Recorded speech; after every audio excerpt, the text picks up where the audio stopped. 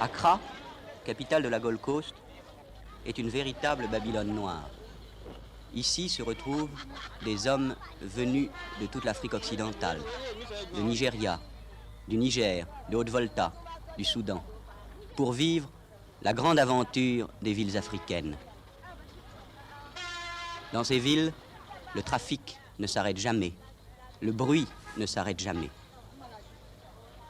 À Accra, la communauté la plus intéressante est peut-être celle des Abrama, des Songhai et des Djerma venus de la région de Gao et de Niamey. Ils sont dockers sur le port.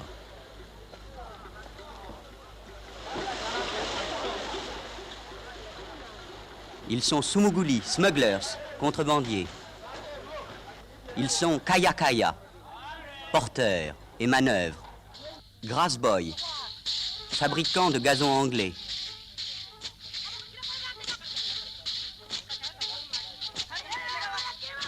Hygiene boys, tueurs de moustiques. Cattle boys, bergers et marchands de troupeaux sur les grands marchés d'Accra ou de Koumassi. Bottle boys, marchands de vieilles bouteilles de bière. Tin boys, marchands de bidons vides. Timber boys, marchands de bois de charpente. Gutter boys, nettoyeurs de caniveaux dans les grandes villes.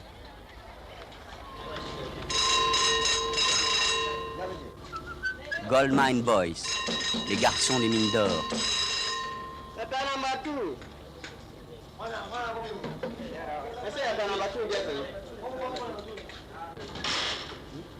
Et tout le jour et toute la nuit, dans les bars, Weekend in California, Weekend in Havana, résonnent les calypsos venus des West Indies. Tous les samedis et tous les dimanches, des cortèges parcourent les villes. Ce sont des Yoruba qui célèbrent un mariage. Ce sont des prostituées à Oussa qui font une manifestation contre la baisse des salaires. Ce sont les petites sœurs du Christ qui chantent leur foi dans les rues. Alors, devant ce bruit, devant ces fanfares, les hommes venus des calmes savanes du Nord doivent se réfugier dans les faubourgs de la ville. Et là, tous les dimanches soirs, ils se livrent à des cérémonies que l'on connaît encore très mal. Ils appellent les dieux nouveaux, les dieux de la ville, les dieux de la technique, les dieux de la force, les Hauka. Le quartier général des Hauka est à Accra. C'est le Salt Market, le marché du sel. C'est là que les membres de la secte se retrouvent tous les soirs après le travail, réunis autour de Mukaila Kiri, Mukaila du sel. Ils font mine de lire le journal comme Gerba avec sa chemise à carreaux. Ils viennent jouer aux cartes. Et ceux qui n'ont pas eu de crise depuis une semaine gisent sur les bas-flancs, indifférents à la guitare qui joue pourtant les grands airs des Hauka.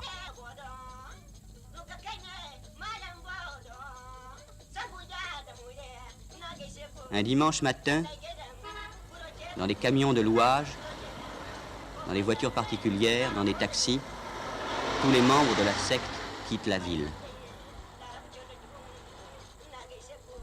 Ils abandonnent bientôt la grande route pour prendre cette route qui fut peut-être la première route macadamisée d'Afrique et qui aujourd'hui est envahie par les herbes folles.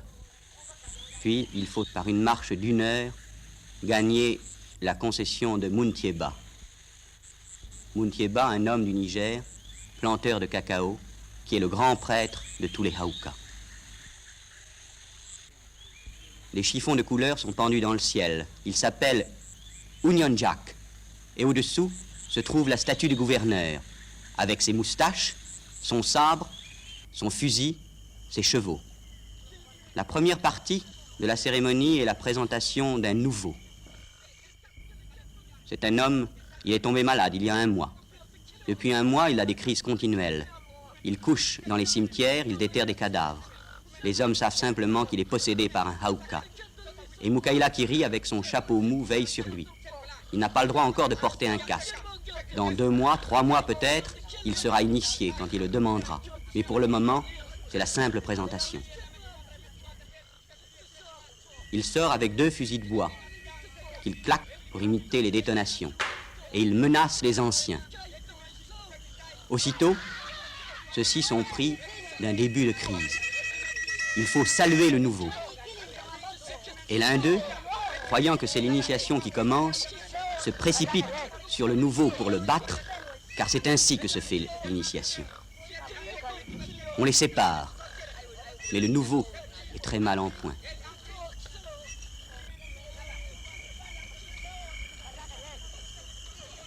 La présentation est finie. Un nouvel Union Jack a été mis dans le ciel par Muntieba. La deuxième partie de la cérémonie, c'est la confession publique. Autour de l'autel de béton armé, les Hauka qui sont coupables doivent s'accuser.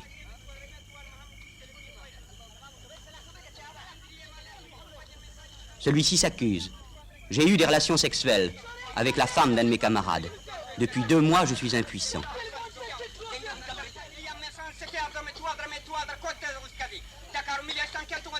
Celui-ci dit, je ne suis jamais parfumé, je ne me lave jamais, je suis sale, je ne suis pas élégant.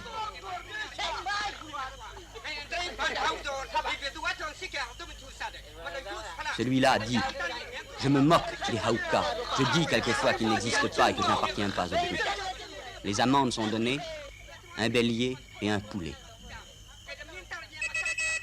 Au coup de sifflet, les Hauka se rassemblent en ligne sur 2 rangs, les punis d'un côté, ceux qui ne sont pas punis de l'autre. L'un des aides de Muntieba, tenant l'un des poulets du sacrifice, secoue son bras d'arrière en avant pour dire au Dieu, nous te donnons ce poulet, ni devant, ni derrière, mais au milieu. Le sang est versé sur l'autel de béton armé et sur une termitière peinte en noir et blanc, le palais du gouverneur.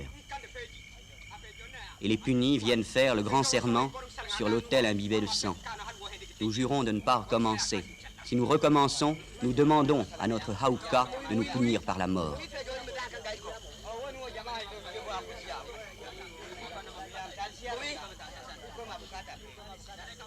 Les punis sont conduits hors de la concession. Il faudra qu'ils soient possédés pour pouvoir revenir dans le cercle sacré.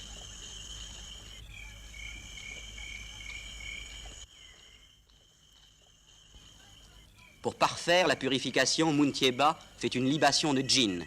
Il arrose les arbres sacrés, les perches de l'Union Jack et la termitière du palais du gouvernement. Sur le palais du gouvernement, il y a le télégramme-lettre, un programme de cinéma, la marque de Zorro. Au-dessus, il y a le secrétariat général, là où Muntieba garde les œufs des sacrifices. Et gardé par une sentinelle, Muntieba casse ses œufs sur les marches et sur les balcons du palais du gouvernement.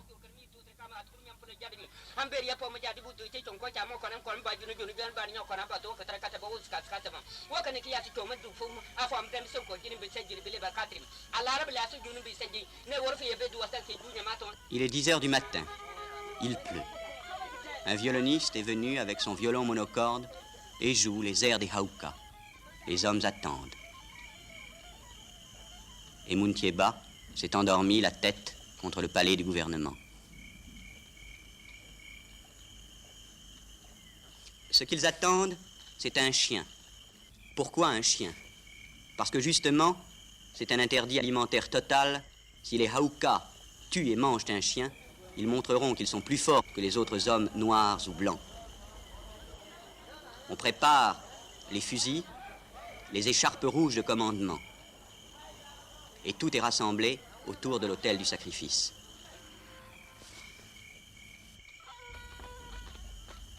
Alors, la danse commence. C'est Muntieba qui ouvre la danse, car il faut que tous les Hauka soient possédés. Les sentinelles entourent les danseurs. Ils tiennent les fusils de bois ou des cravaches faites avec des courroies de ventilateurs de camions.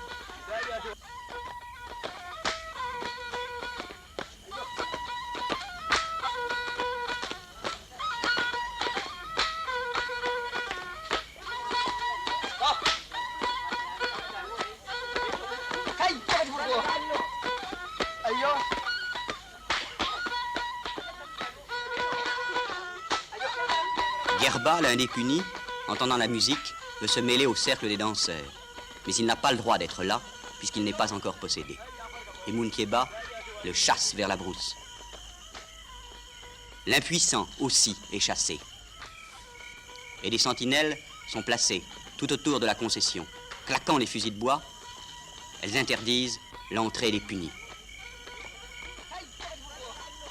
D'autres sentinelles tiennent sous leur feu ceux qui vont être possédés, dans la position du tireur debout ou du tireur couché. Et la possession commence, lentement par le pied gauche, puis par le pied droit. Elle monte par les mains, les bras, les épaules et la tête. Et le premier possédé se lève. C'est Capral Gardi, le caporal de garde. Il salue tout le monde. Puis, il demande du feu.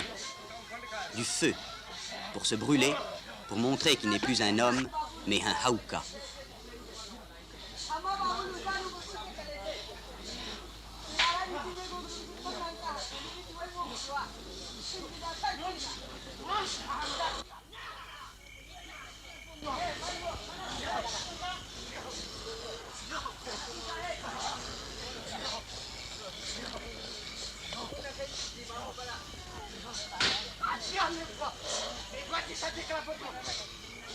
Devant ces saluts, un nouveau possédé se met à hurler. C'est Gerba, l'un des punis qui est dans la brousse.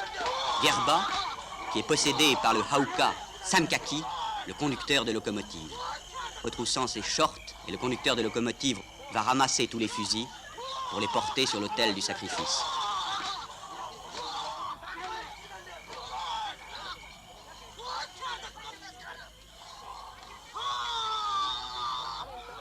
Le caporal de garde a reçu des écharpes rouges de commandement. Et le troisième possédé se lève. C'est Capitaine Malia, le capitaine de la mer Rouge, qui marche en faisant le slow march, la marche de parade de l'armée britannique.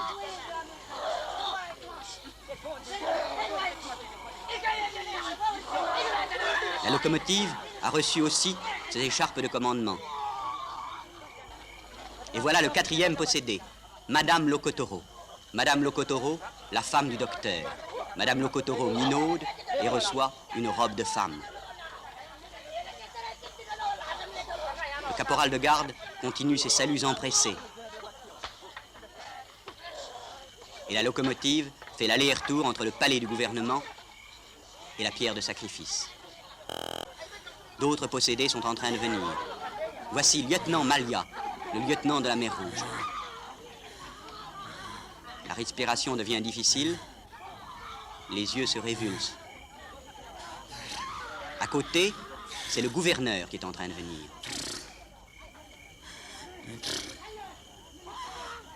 Le lieutenant appelle à l'aide.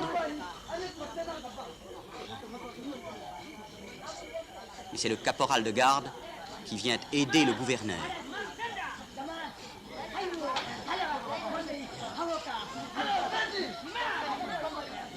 Le gouverneur est debout. Il parle français, il insulte tout le monde. Il appelle son lieutenant, et son lieutenant lui fait signe, il dit « Je t'entends, mais je ne suis pas encore arrivé. »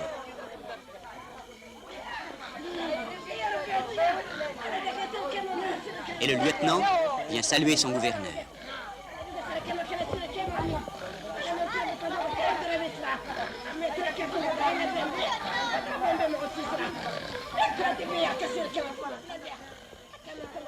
Une femme est tombée sur le sol. C'est la Magazia, l'une des reines des prostituées d'Accra. Elle est possédée par un génie femme, Madame Salma. Madame Salma, c'est la femme du lieutenant Salmon, l'un des officiers français qui vint le premier au Niger à la fin du siècle dernier. Madame Salma a reçu la robe et le casque colonial. Elle va faire l'inspection de la nouvelle statue du gouverneur. Puis le lieutenant casse un œuf sur la tête du gouverneur. Pourquoi un œuf?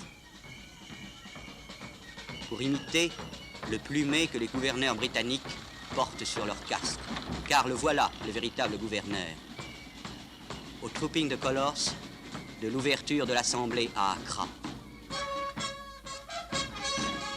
Le canon tonne, et dans cette foule, il y a des Aoukas qui sont venus ici pour chercher leur modèle.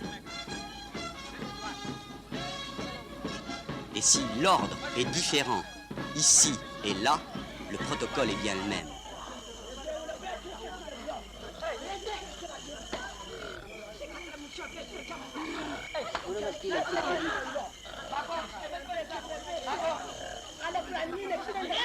L'état-major se réunit pour l'inspection du palais du gouvernement.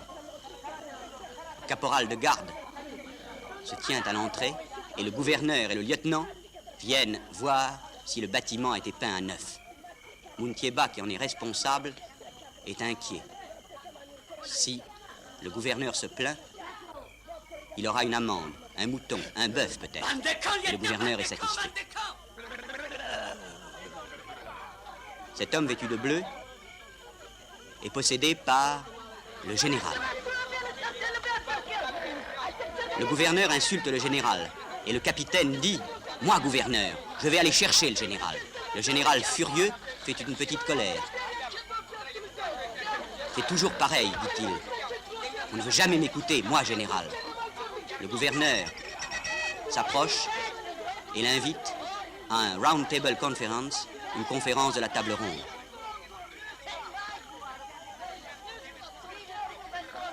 Le général demande son ordonnance. Le soldat Tiemoko s'assomme à moitié, se relève et vient présenter ses devoirs à son général. Et de brousse arrivent les derniers possédés. Le secrétaire général, Maïmota, le chauffeur de camion.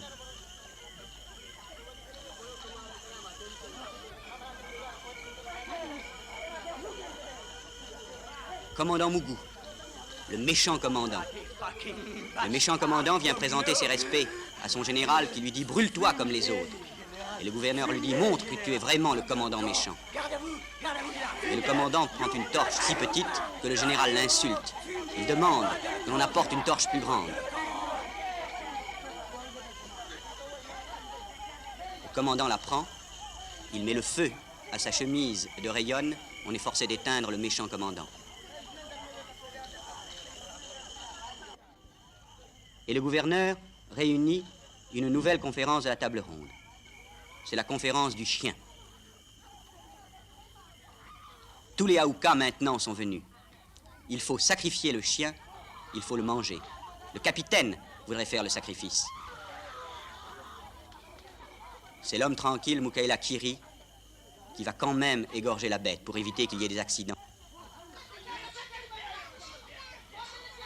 Et le gouverneur dit « Tenez-vous sage ». Et le général dit « Tenez-vous sage ». Mais la bête est à peine égorgée que des Aoukas se précipitent pour boire directement le sang à la gorge ou pour lécher la pierre.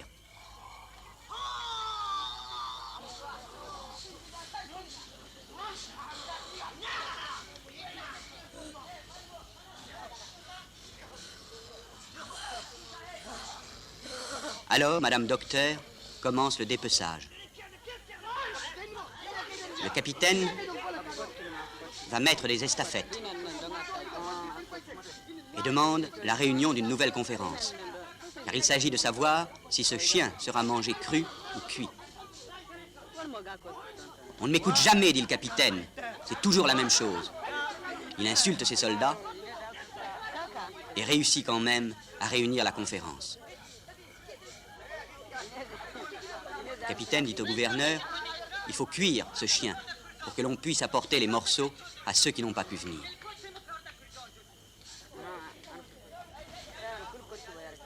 Maïmota, le chauffeur de camion, se propose d'amener le chien. Mais le gouverneur dit, Haouka, regardez, je vais vous montrer comment on découpe un chien avant de le cuire.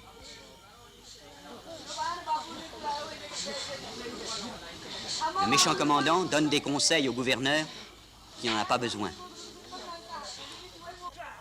Alors le méchant commandant s'adresse à Mukaila Kiri, l'homme tranquille. Il lui dit, il faut que l'on ramène des morceaux de viande pour les hommes d'Accra qui ne sont pas venus. Il faut que l'on ramène du bouillon de ce chien dans des bouteilles de parfum vides. Et la locomotive continue ses allers-retours entre le palais du gouvernement et la pierre de sacrifice.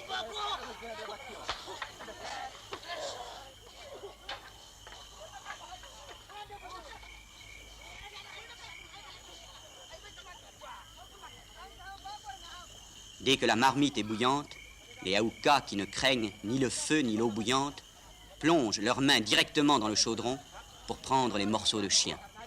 Le méchant commandant a le meilleur morceau, la tête.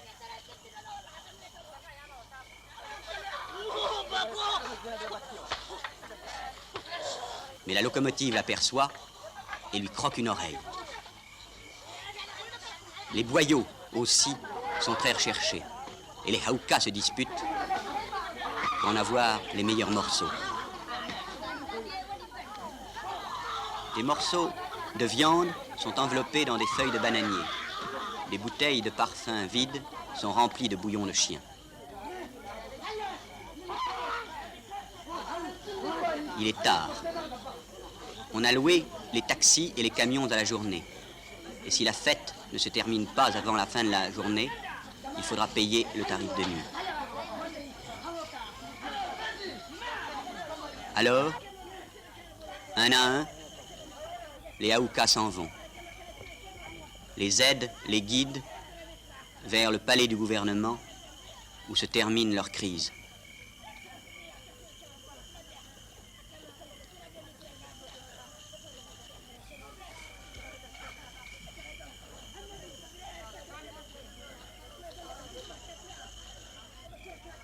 Mais Gerba, la locomotive, ne veut pas partir.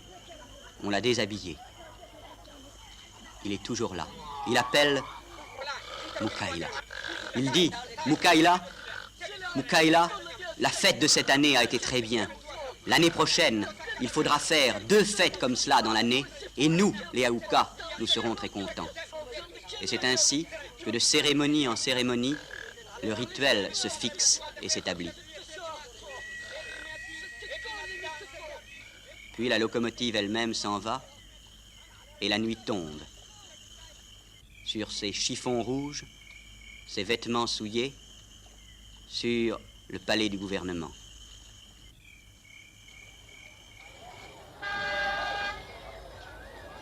Le lendemain, nous sommes allés voir les Aoukas à Accra.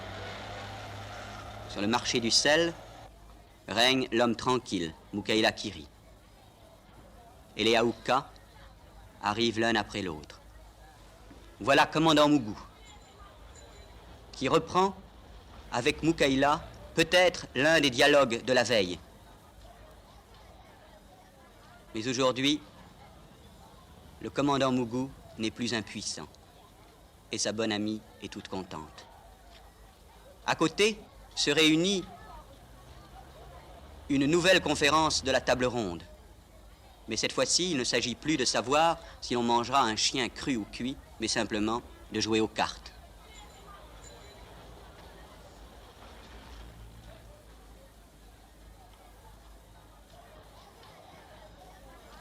Madame Lokotoro, la femme du docteur, nous l'avons rencontrée chez Punjabi.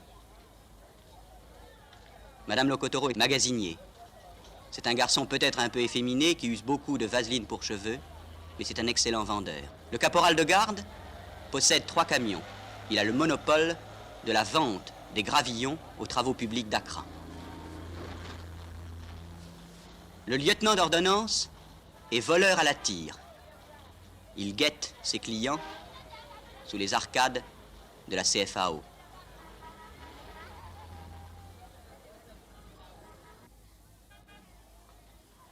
Le général, dans le civil, est simple soldat.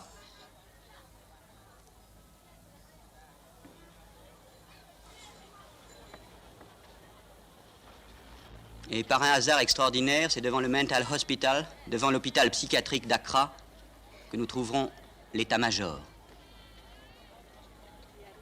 Le gouverneur, le conducteur de locomotive, le conducteur de camion. Ils sont employés aux waterworks, aux travaux d'adduction d'eau de la ville. ceux qui étaient punis comme Gerba se sont rasés les cheveux. Ils ne sont plus impurs.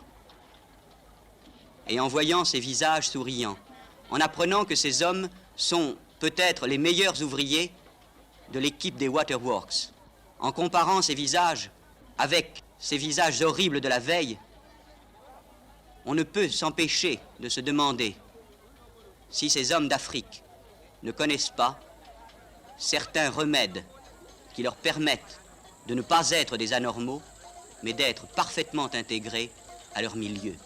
Des remèdes que nous ne connaissons pas encore.